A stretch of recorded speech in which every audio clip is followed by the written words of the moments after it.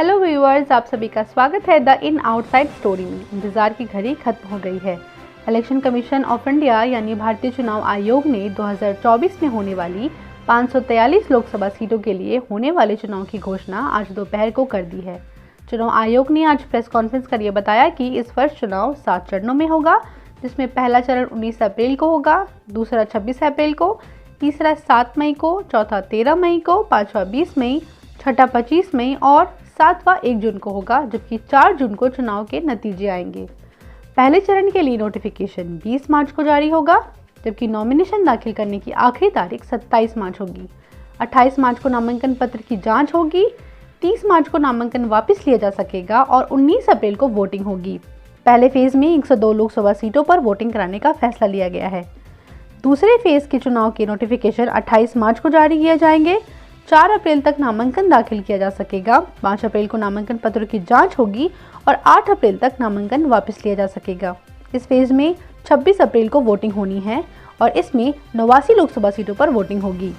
तीसरे फेज में नोटिफिकेशन 12 अप्रैल को जारी होगा। 19 अप्रैल तक नामांकन पत्र दाखिल किए जा सकेंगे, 20 अप्रैल तक नामांकन पत्रों की जाँच होगी, 22 अप्रैल तक नामांकन वापस लिए जा सकेंगे। तीसरे फेज में 7 मई को वोटिंग होगी और इस फेज में 94 लोकसभा सीटों पर वोटिंग होगी। चौथे फेज का नोटिफिकेशन 18 अप्रैल को जारी होगा। 25 अप्रैल तक नामांकन दाखिल किए जा सकेंगे, 26 अप्रैल को नामांकन पत्रों की जांच होगी, 29 अप्रैल तक नामांकन वापस लिया जा सकेगा। चौथे फेज में 13 मई को वोटिंग होगी और इस फेज में 96 सीटों पर वोटिंग होगी। पाँचवें फेज की बात करें तो नोटिफिकेशन 26 अप्रैल को जारी होगा।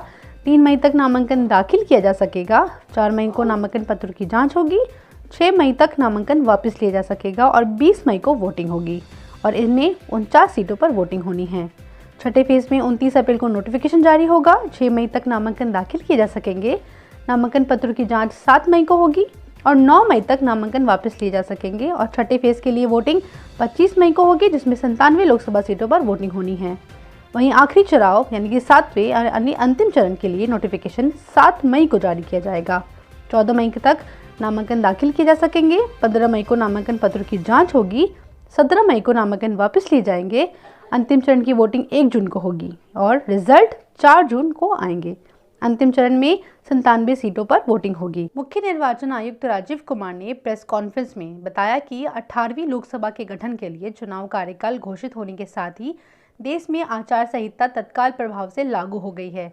इसी के साथ ही सरकार ऐसा कोई भी नीतिगत फैसला नहीं कर सकेगी जो मतदाताओं के फैसले को प्रभावित कर सके। इसी के साथ ही उन्होंने यह भी बताया कि लोकसभा चुनाव 2024 में कुल 97 करोड़ पंजीकृत मतदाता है, जिनमें 49.7 करोड़ पुरुष, 47.1 करोड़ महिलाएं और 48,000 ट्रांसजेंडर शामिल है।